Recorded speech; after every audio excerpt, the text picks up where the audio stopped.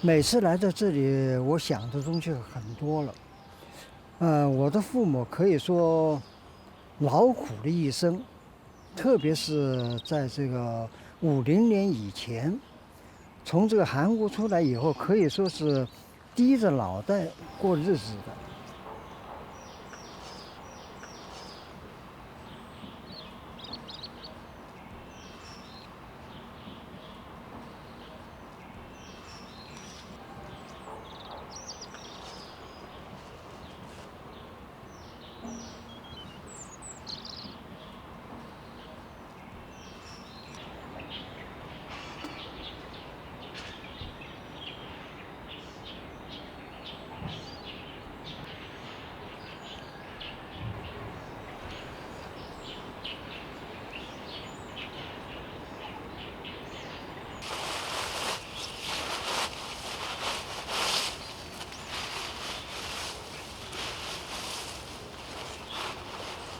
我父亲是独立运动家，他在从事独立运动的同时啊，他还能够从事自己的专业工作。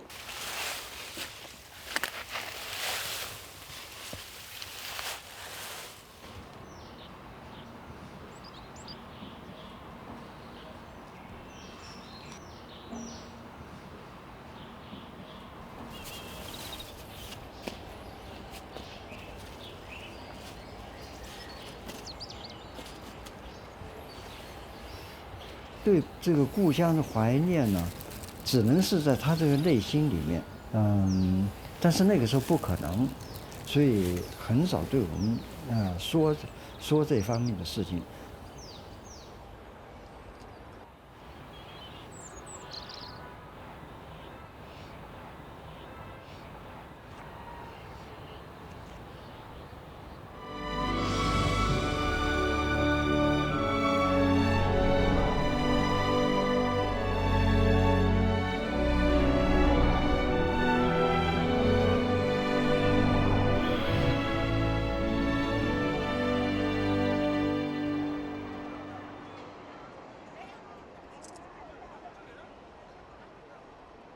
일제강점기 북경은 조선의 독립운동가들이 조국 해방을 꿈꿨던 뜨거운 도시다.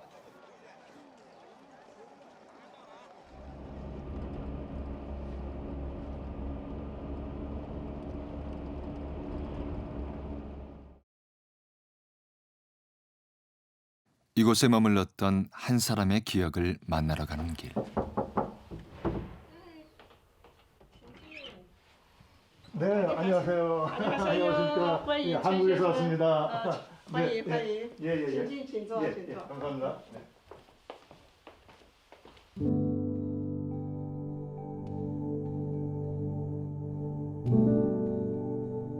그녀는 아버지가 독립운동가였다는 사실을 나중에야 알았다.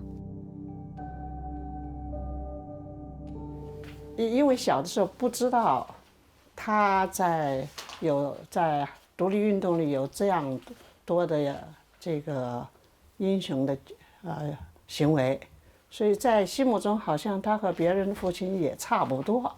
什么时候才知道呢？我至少是应该至少是我是高中或者大学以后。如果知道了，是不是会被日本人要追杀一下？所以他是不说的。 언제 들춰도 아련한 아버지의 추억. 我妈妈年轻的时候，我父亲年轻的时候，这一张是他刚刚得到第一个勋章的时候照的。父亲在这里，他参加大韩民国第34次。金九先生，这是爸爸，嗯，阿伯基，然后还有他的好朋友有金元凤。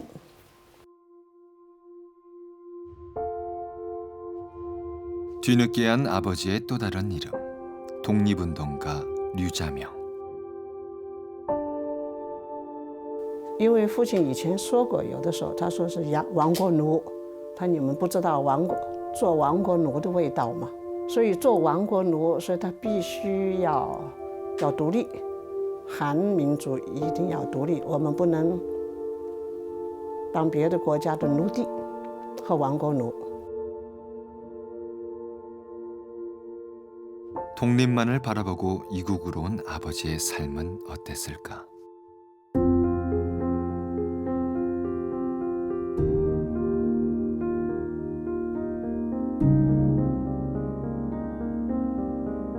(1920년대) 류자명을 비롯한 독립운동가들의 활동 무대였던 천진. 육로와 해상교통이 발달했던 천진은 일본에 대한 정보를 교류하고 은신하기 좋은 곳이었다. 천진이라고 하는 곳은 그러니까 초기에 1920년대 초기에 임시정부를 지지하는 임시정부의 지도 하에서 활동을 주로 했고요. 이제 북경에서 활동하셨던 의열단이나 그리고 아나키스트들까지 천진으로 넘어와서 같이 활동을 전개를 했습니다.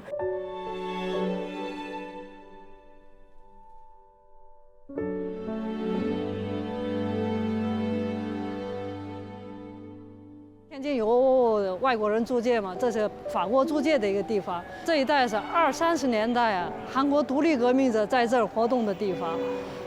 然后我看的一个资料呢，是咱们刘子明先生也是20、30年代呢，在这里就在这个法国租界里搞了一些很多有关独立革命的活动。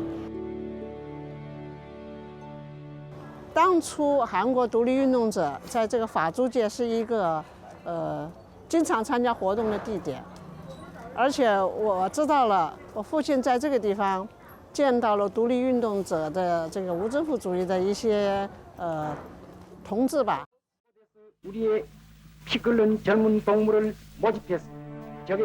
1922년 천진에 머물던 류자명을 찾아온 한 남자. 그는 의열단장 김원봉이었다.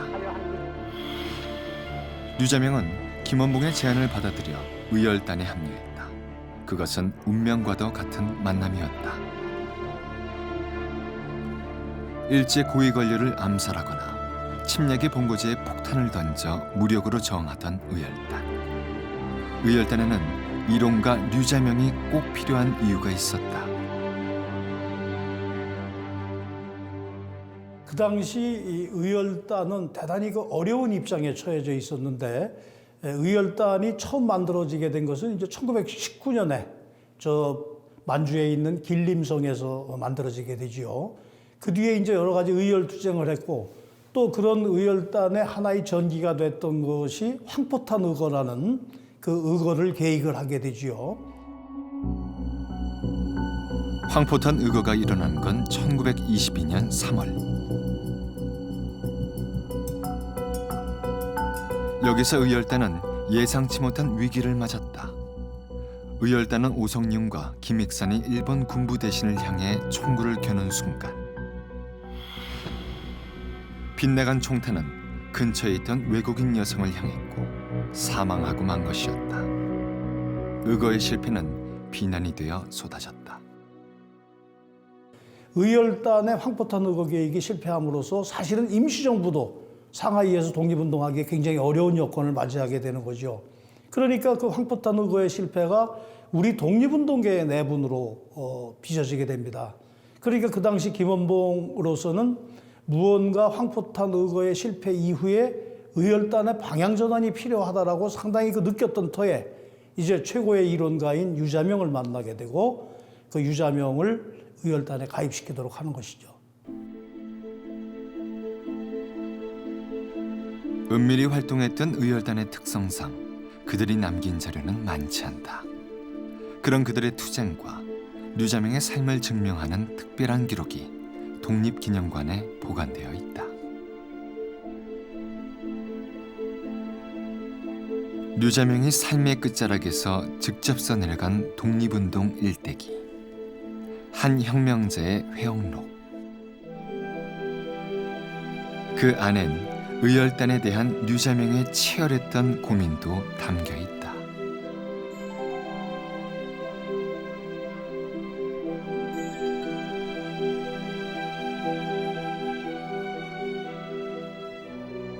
유자명 선생은 의열단이 단순한 직접 행동만 하는 것이 아니라 정신적으로 사상적인 무장이 되지 않으면 안 된다 하는 것이 유자명 선생의 본심이었어요.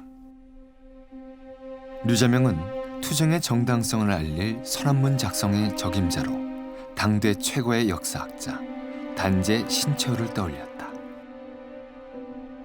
신채호 선생님을 상해로 모셔가지고 의열단의 비밀 기관들 그리고 폭탄 제조 공장 이런 데를 직접 안내하시고 한 달 동안 집필을 하는데 같이 동참하십니다.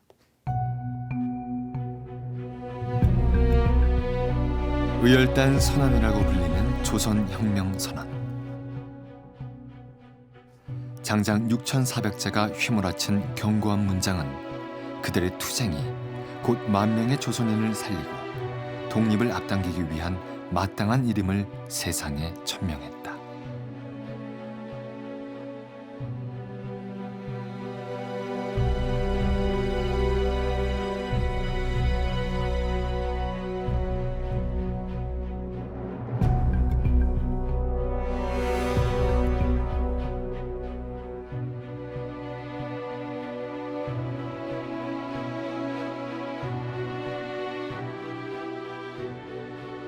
통쾌한 문장이에요. 읽어볼수록 통쾌합니다. 독립운동의 정체는 민중과 더불어 민중 속에서 그러나 거기에 혁명적인 청년 열기를 거기에 부여해서 그 힘이 민중과 혁명동지들이 일체가 돼서 국내로 진출하는 이것이 독립운동의 방향이지 달리 방향을 찾아서는 안 된다. 이것을 못 박은 것이 의열단 선언이고 조선혁명 선언입니다. 암살, 파괴, 폭도. 그들의 핵심 강령은 신체를 뒷받침한 유자명이 있기에 정립이 가능했다. 회영록에 보면 조선혁명 선언에 대한 내용을 부연 설명하는 내용이 많이 나오거든요.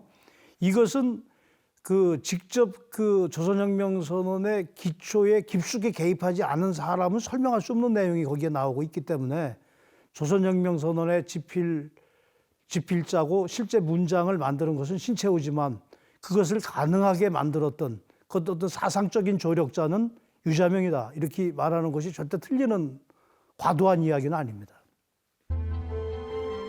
조선을 넘어 세계 각지로 배포된 조선혁명 선언은 의열단의 세력을 확장시키는 효과로도 이어졌다.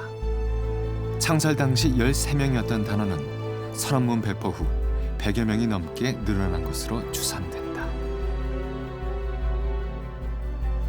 그중엔 김구의 제자 나석주도 있었다. 청년 나석주는 신채호와 류자명을 찾아와 폭탄 의거의 뜻을 밝혔다. 폭탄과 권총을 가지고 서울에 가서 일본 원수들과 싸우다가 마지막 남은 탄알로 자결하겠습니다. 우리 조국의 독립과 자유를 위해 굳게 단결하여 투쟁합시다. 그 무렵 마침 의열단원 김창숙이 의거를 실행할 인물을 찾고 있었다. 류자명은 곧 나석주를 소개했고 이것으로 또 한 번의 거사가 계획됐다.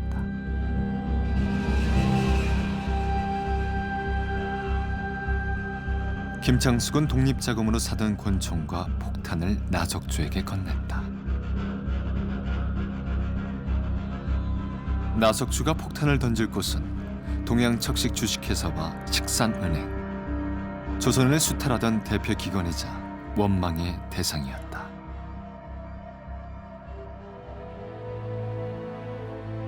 중국 위해의 한 항구, 이곳에서 류자명은 나석주를 배웅했다. 조국 독립과 목숨을 맞바꿀 동지와의 마지막 인사.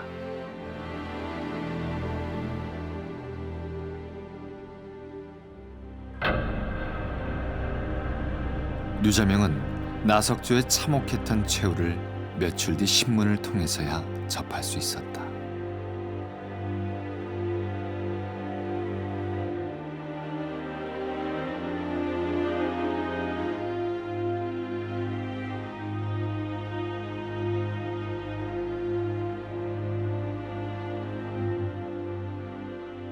나석주의 그 의거는 그 이후에 다양한 의열투쟁의 기폭제 역할을 했고 일제 식민지 수탈기구를 폭파했다라는 점에서 일제에게 경종을 울려줬던 그런 사건이었습니다. 역시 나석주 의거도 유자명의 회용록에 보면 유자명 선생이 신채호, 김창숙, 김구 이분들과 밀접하게 연합을 해서 추진하고 진행했던 사건이다 이렇게 알 수 있습니다.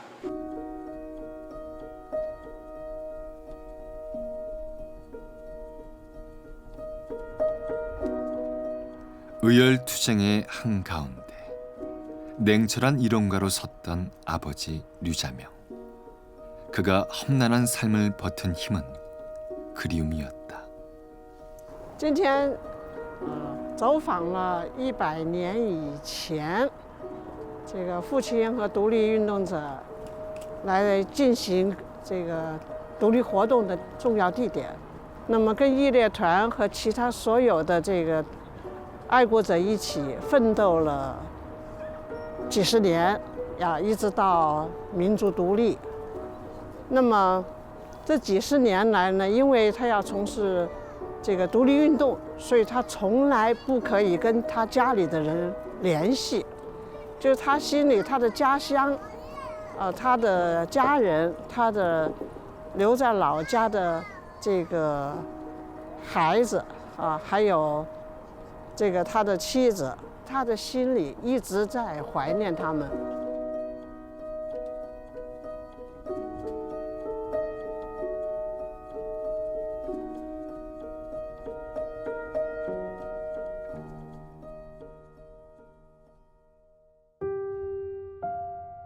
그렇다면 중국으로 망명하기 전 류자명의 삶은 어땠을까? 교연초등학교는 류자명의 유년 시절을 보낸 모교이자 떠나기 직전까지 교사로 몸담았던 곳이다.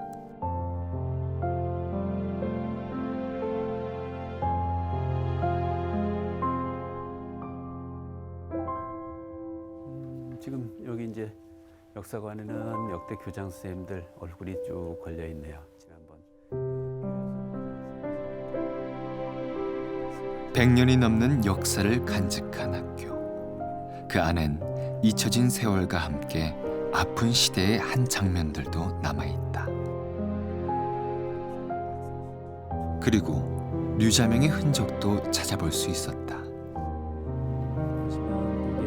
그 독립운동가이면서 농학 교수였던 우리 그 유자명 선배님에 대한 자료가 이렇게 있고, 이게 지금 졸업대장에 보이는데 사회 졸업생 명단 가운데 어렸을 때 이름은 유흥자 식자 이렇게 유흥식이에요. 자명이라고 하는 이름은 이제 독립운동을 하면서 그 계속 그 가명들을 쓰고 다녀야 됐기 때문에 이제 자명이라고 하는 이름을 쓴 거고. 이제 역대 선생님들 명단을 기록을 해놨어요. 1916년도에 그 유흥식 선생이 부훈도라고 하는 그 이름으로다가 1918년 12월 4일까지 충주 공립간이농업학교로 와서 활동을 했었다 하는 것이 이렇게 기록이 돼 있는 거죠. 일제강점기의 이곳엔 류자명이 농학교사로 일했던 간이농업학교가 자리하고 있었다. 당시엔 농업기술 교육을 통해 생산을 늘려 더 많은 식량을 수탈하기 위해 세워진 학교가 많았다.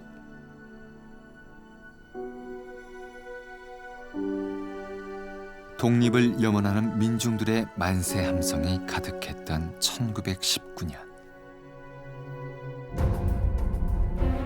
그 어느 때보다 잔혹했던 그해의 봄. 평범했던 교사 류자명의 삶이 송두리째 바뀐 것도 바로 그 봄날이었다. 서울에서의 3.1운동 소식을 들은 제자들이 먼저 만세운동을 제안했고 그는 은밀히 준비를 시작했다.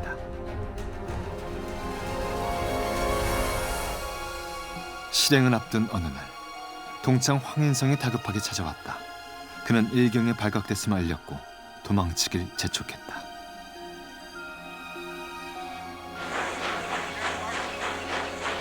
그 길로 망명길에 오른 류자명.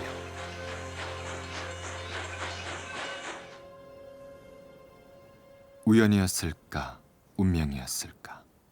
그날 이후 평생 조국을 벗어난 채로 흘러간 그의 시간.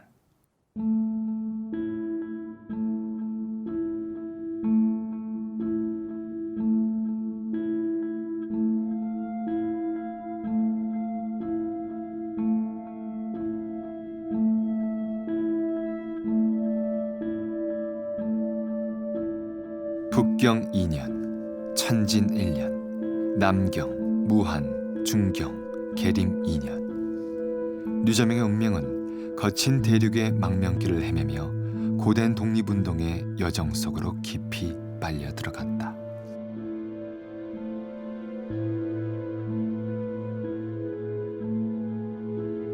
그러던 그의 발길은 1930년 상해에서 멈췄다.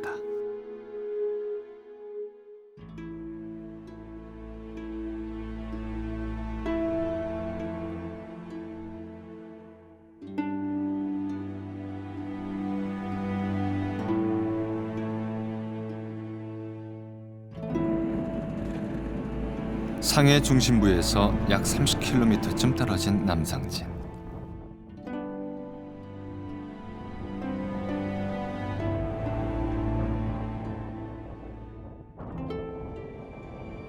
이곳은 입달학원이 있었던 것으로 추정된다. 1930년 류자명은 이곳에서 농학교사로 일하며 아나키스트로서의 새로운 독립활동을 모색하게 된다. 교사 대부분이 아나키스트였던 이곳은 한국과 중국, 양국 아나키스트들의 소통의 장이 되었다. 当时呢，在整个中国呢，韩人无政府主义者呢，跟中国的无政府主义者呢，他的关系非常密切，也就是他们也曾经联合组织过团体，开展过一些活动，甚至他们有些还计划到农村开展活动。这个呢，跟当时两国呢所面临的任务是一样的。我一直认为呢，就是说，韩人的无政府主义者呢，他们的一个就是首先的一个目标就是那个要实现国家的独立。 그 아나키즘이라고 하는 것의 일반론은 일체의 권력을 부정하는 그러한 단체이죠. 바로 그 독립운동 세력들이 부정해야 될 일체의 권력이라고 하는 것은 일제의 식민지 체제가 되는 거죠. 강렬한 민족주의자들이 그 강렬한 민족주의를 더욱 선명하게 표현할 수 있는 사상적 이데올로기가 뭔가. 그래서 아나키즘을 주목을 했던 거고 아나키스트가 됐던 것이죠. 류자명도 그를 중심으로 모여든 아나키스트 계열의 독립운동가들과 함께 남아 한인 청년연맹을 결성했다. 이들은 투쟁의 불씨를 살려낼 보다 직접적인 행동을 계획했다. 남아 한인 청년연맹은 상해 일대의 아나키스트들이 총집합한 단체고 임시정부가 직접 활동하지 못했을 때 친일파들을 처단한다든가 그런 직접 행동을 그리고 선전지를 만들고 이런 활동들을 했습니다. 연맹원의 활동은 의장 류자명의 근거지였던 이곳에서 주로 이루어졌다. 어제의 동지가 오늘은 원수로 변하던 시대, 이들은 여기에서 밀정을 처단키로 했다. 到了1932年，尹奉吉一举之后，临时政府被迫离开上海。这个时候呢，南华青年联盟就站出来了。他们呢，就是主要的任务就是就是处决这些亲日的密征，把李惠荣那个行踪的消息告诉给日本人的叫玄忠烈和那个李太公呢，后来被南华青年联盟知道了，他们就把他们呢引到立达学院，就是在立达学院呢就处决了。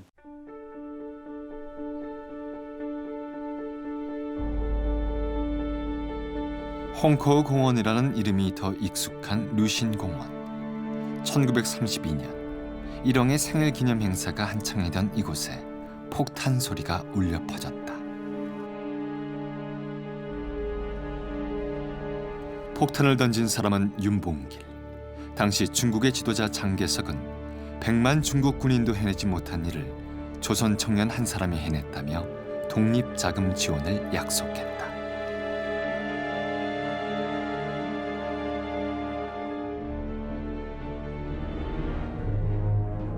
윤봉길 의거는 독립운동을 의심의 눈으로 바라보던 세계인들의 시선을 바뀌게 한 사건. 하지만 같은 날 같은 의거를 계획한 이들이 있었다. 남한인청년연맹도 똑같이 홍커우공원 폭발 의거를 계획을 했습니다. 그래서 이제 백정기 의사를 중심으로 해서 현지 사전 답사도 하고 그랬는데 약속했던 중국인이 배신을 함으로써 그 홍커우공원 의거를 이 남한인청년연맹이 실행하지는 못했죠. 그런데 윤봉길 의거가 성공했던 그날 일본의 한 종군 기자가 우리 남한인청년연맹의 그 정화함에게 당신도 정말 수고했다.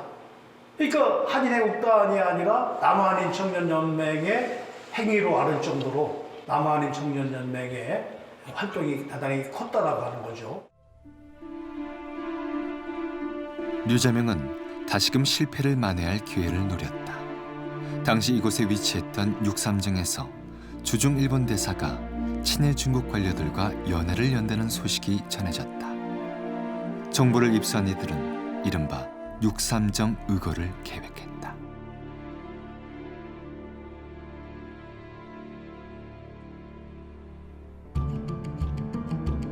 가장 중요한 건 거사를 실행할 인물. 연맹원들은 너나 할 거 없이 폭탄을 던지겠다고 나섰다. 거사를 치르고 깨끗하게 죽어 핏값을 하겠습니다. 어차피 폐병으로 죽을 몸 제가 거행하겠습니다. 결국 제비뽑기로 결정된 실행자는 이강훈과 백정기. 일본에 능숙했던 원심창도 현장 안내를 맡기로 했다. 류자명은 거사 후에 각 신문사로 보낼 선언문을 미리 작성했다.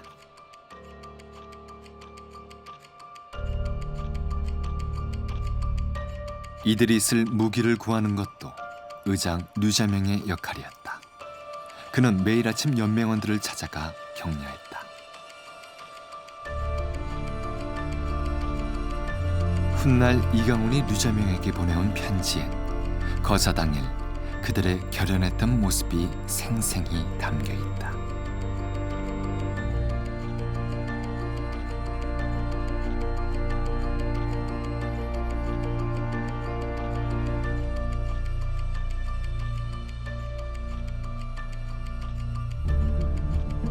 당시 일본 측 기밀문서엔 연맹원들의 동선과 은신처, 무기까지 긴박했던 그날이 세세하게 적혀 있다. 밀고로 인해 미리 유출된 것. 결국 습격 직전 세 사람은 거사를 사전에 감지했던 일제에 체포됐다. 南华韩人青年联盟他们这次暗杀活动呢，最终虽然没有能够成功，但是呢，它说明呢，就是即便是在临时政府离开了上海，之后，韩人的独立运动呢，并没有因此结束，而是呢继续坚持呢，在上海大韩民国临时政府建立的地方继续坚持独立运动，而这种独立运动呢，一直呢。 持续到就是中日全面战争爆发之时。 그 사이 국제 정세는 더욱 긴박하게 흘러갔다. 일본이 대륙을 삼키려는 침략 전쟁을 일으킨 것이다. 망명의 땅에서 또다시 생존을 건 피난길에 나선 독립운동가들은 중일 전쟁이 독립을 쟁취할 계기가 되길 바랐다.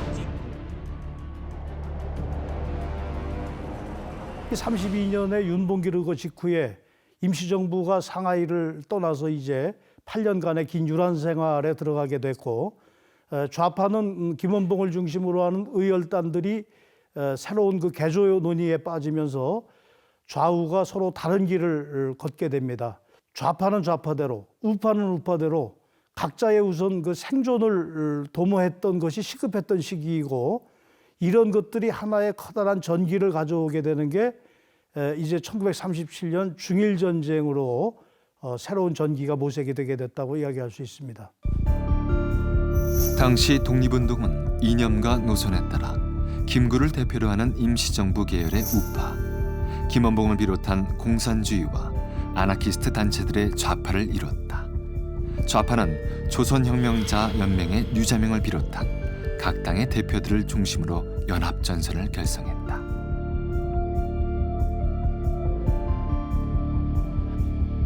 류자명은 그를 통해 통합의 필요성을 다시 한번 강조했다.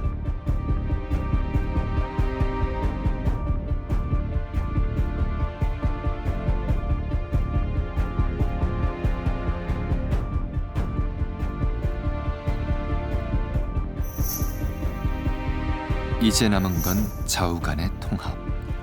류자명은 이 부분을 논의하기 위해 유주로 피난왔던 임시정부의 김구도 찾아갔던 것으로 전해진다. 이때 그 계림에 있던 그 유자명은 한편으로는 농장 생활을 하기도 하면서 평소 가지고 있었던 독립운동 세력 간의 통합을 실현하기 위해서 유주의 임시정부 청사로 김구 선생을 찾아가서 통합을 제의를 하게 됩니다. 아마 그 인간적으로 평소 존경했던 김구 선생에게 좌파를 대표하는 사람으로서 우파와의 통합을 이제 제안했던 것으로 이렇게 생각을 해볼 수가 있는데, 각 진영의 수장, 김구와 김원봉도 공동 성명서를 발표하며 한 목소리를 냈다. 주의와 사상을 초월해 독립을 위해 대통합을 외친 것이다.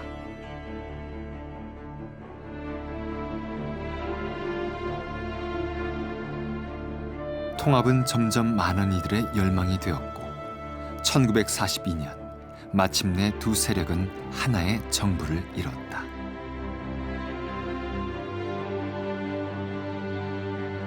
좌우가 합쳐진 통일임시정부는 중경에서 새로운 역사를 시작했다.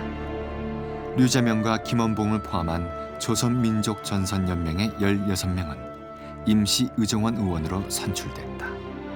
사상, 이론, 그 어떤 것도 조국의 광복보다 중요치 않았다. 오로지 독립만을 향해 나아가는 것. 그것은 단결과 통합을 추구하던 아나키스트 류자명이 바라던 꿈의 일부였다. 1940년대에 충칭에서 임시정부를 중심으로 좌우가 통합됐다라고 하는 것은 독립될 조국의 미래의 청사진을 만들고 조국으로 귀환할 수 있는 그런 밑바탕을 만들었다라는 점에서 독립운동의 마지막 단계에서 크게 이루어낸 아주 그 성공적인 사례라고 할 수 있겠습니다. 류자명은 통일임시정부의 충청도 대표 의원이자 항모부 차관으로 임명됐다. 그는 2달이라는 짧은 임기 동안 광복군 편성과 임시정부 승인에 관한 안건도 발의했다. 항모차장이라고 하는 건 지금으로 말하면 교육부 차관인데, 결국 그렇게 높은 자리에 올랐던 것은 그 유자명 선생이 교육자로서의 그 경험이라든가 이런 것을 높이 평가받은 겁니다. 그런데 이제 임시정부에 참여하는 한편 바로 또 계림 자기가 있던 곳으로 돌아가서 농장에 참여함으로써 자기가 평소에 꿈꾸었던 교육자와 농학자로서의 길도 함께 병행했다, 이렇게 말씀드릴 수 있죠. 마침내 찾아온 광복. 류자명은 그토록 기다렸던 그날을 타국에서 맞았다. 광복 이후 류자명은 후남대학교에서 농학자로 삶을 이어갔다. 1950년 학교의 초청으로 교수가 된 이후 그는 여기에서 평생 농업 연구와 교육에 몰두했다. 농학자 류자명의 땀과 노력을 기리는 기념관. 아들 류전이에게 이곳은 아흔이 다 되도록 농학을 놓지 않았던 아버지 류자명이 떠오르는 추억의 공간이다. 기념관은 류자명의 업적을 오랫동안 기억하고 싶은 후대 학자들과 제자들의 관심을 통해 마련됐다.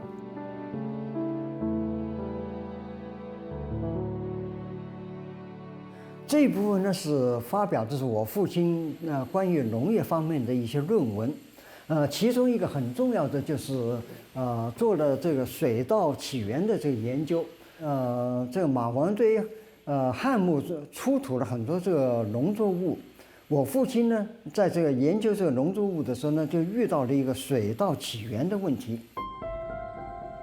그는 1970년대 당시 벼의 기원이 중국임을 전 세계에 입증해냈다. 이 밖에도 깊고 폭넓은 연구를 보여준 류자명은 훗날 후난 과학의 별을 수여받기도 했다.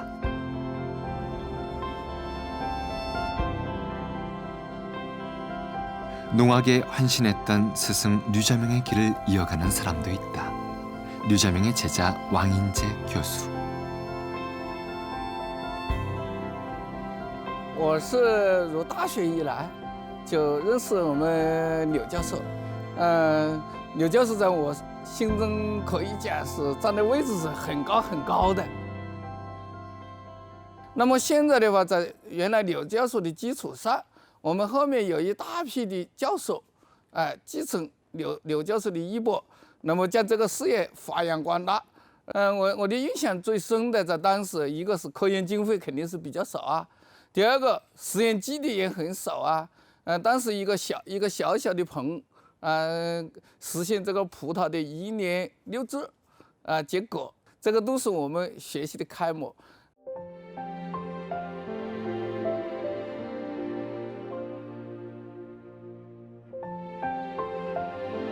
대륙이 사랑한 농학자로 불리던 류자명. 그는 늘 칭송받던 농학의 선구자였다. 존경이라는 말로 수식되던 학자였다.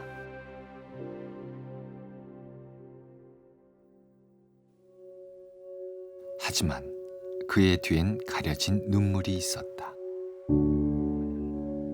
해방 후 망명지에 흩어져 있던 독립운동가들은 하나둘씩 고국으로 돌아왔다. 류자명도 돌아올 준비를 마쳤다.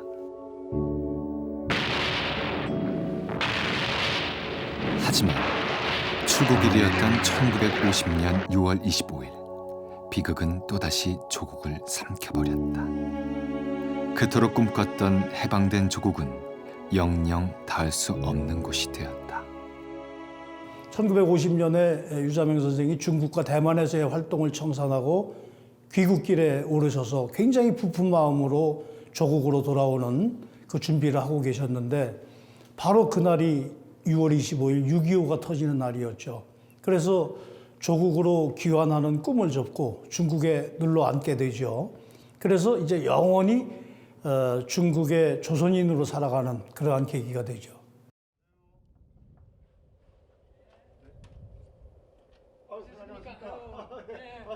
반갑습니다. 건강하시죠?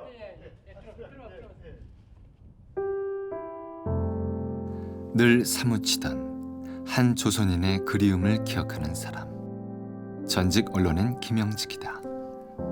그가 류자명과 처음 만난 건 회역의 한국어 교육을 부탁받으면서였다. 그저 인재한 노교수의 모습이었던 류자명이 써내려간 항일투쟁의 기록. 거기엔 만국의 하늘 딛고 싸웠던 열정과 조국에 대한 애타는 마음이 있었다. 그때의 사회 상황, 만행이라든가 혹은 또 조국을 잃은 그런 아픔 이런 게 그 글자에서 다 나타났습니다. 특히 조국에 대한 사랑, 민족에 대한 사랑, 동포들에 대한 사랑, 그 다음 자기 가족들에 대한 사랑. 중국 국적에 입적을 안 하고 남아있은 것은 바로 자기 민족으로서 자기 민족에 대한 그런 뭔가 하면 사랑, 자기 민족에 대한 자부심, 자기 민족이라는 것을 견지한 그 의지력이라고 생각을 합니다.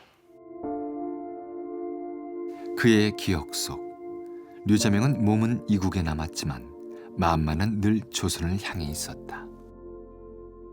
늘 술을 한잔 하신 다음에는 혼자서 앉아서 그 창밖을 내다보면서 아리랑을 불렀다는, 아리랑을 부르시면서 눈물을 떨구고 어깨를 들먹이었다는 그런 얘기를 식구들이 또 저한테 해주셨어요.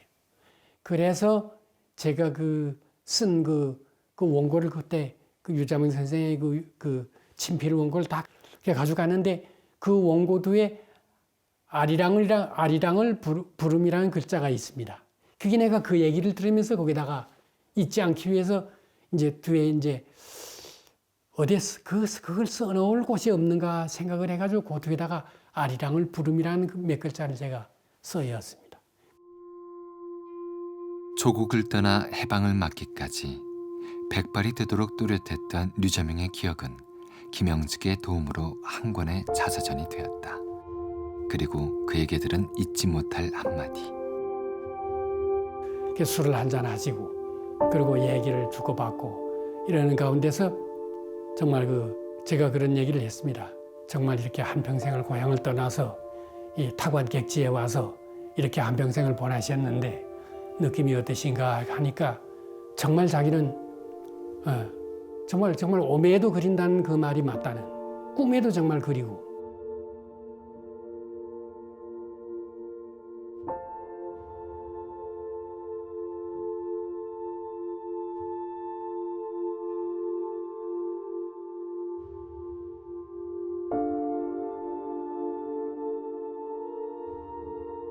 그때 그 해주신 말들이 많았습니다.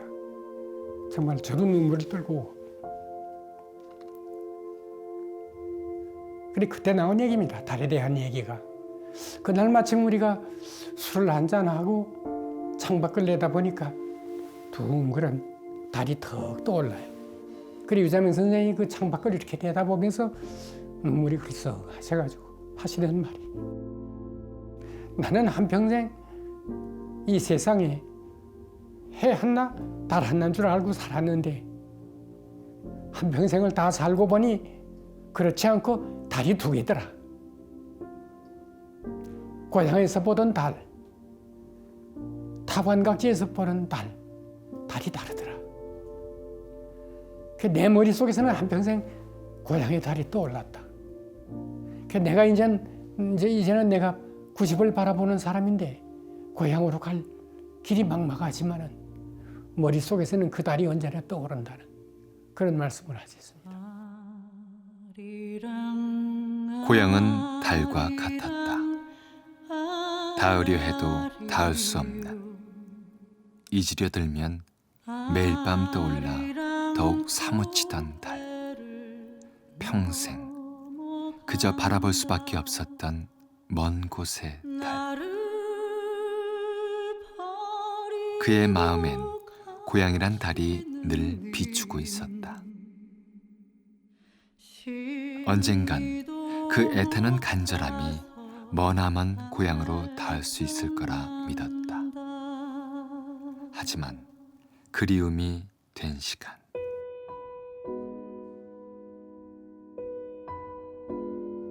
그 시간은 그가 떠난 자리에 남아있던 가족들에게도 사무치는 아픔의 세월이었다. 마치 대물림된 듯 끝나지 않던 기다림.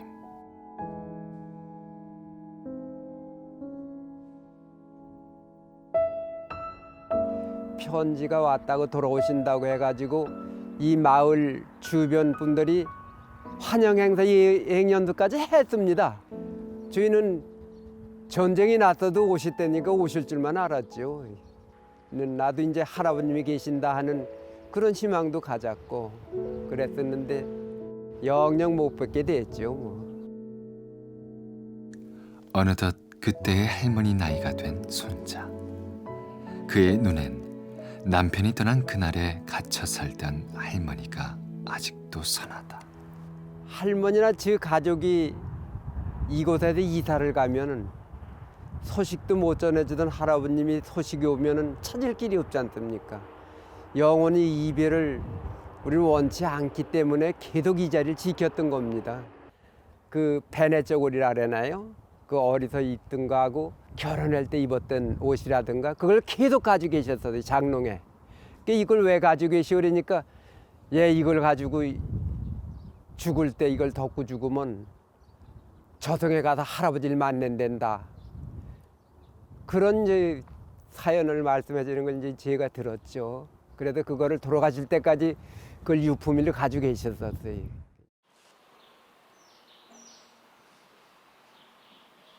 고향을 떠나던 날,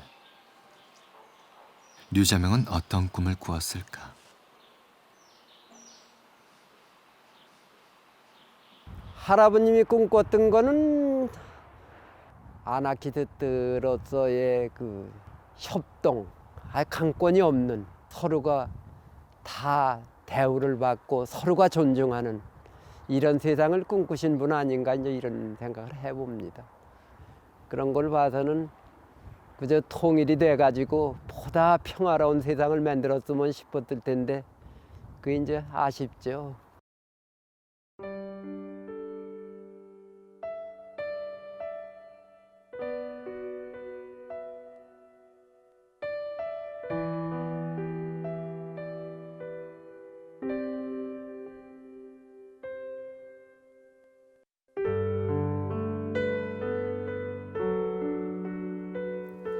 살아서는 돌아오지 못한 조국의 땅에 죽어서야 묻힐 수 있었던 류자명.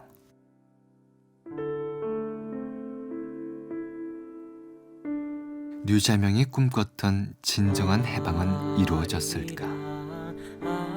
분명한 건 우리가 살고 있는 이곳은 100년 전 운명이란 파도에 떠밀려가듯 조국과 멀어질 수밖에 없었던 한 조선인이 늘 그린 안식처라는 것. 그리고 우리가 살아가는 오늘은 그 이름과 마음만은 영원히 조국에 남겨둔 채 한평생 떠돈 한 사람의 그리움이 만든 시간이라는 것이다.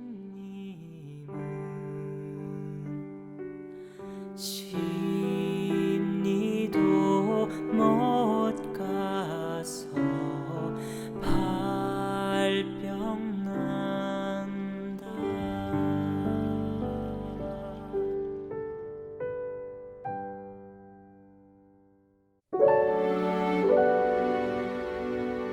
감개무량하다고 할까요? 100주년을 기념해서 예의를 갖추가는 게 가장 뜻 있다고 생각해서 이렇게 모여서 성묘를 드리게 되었습니다. 할아버지의 정신과 독립운동에 대한 좋은 교훈을 좀 많이 알리는 그런 계기가 되었으면 좋겠습니다. 잘 살 수 있도록 해주는 원동력이 할아버지이기 때문에 정말 감사하다고 생각하고 있습니다. 할아버지 정말 감사합니다.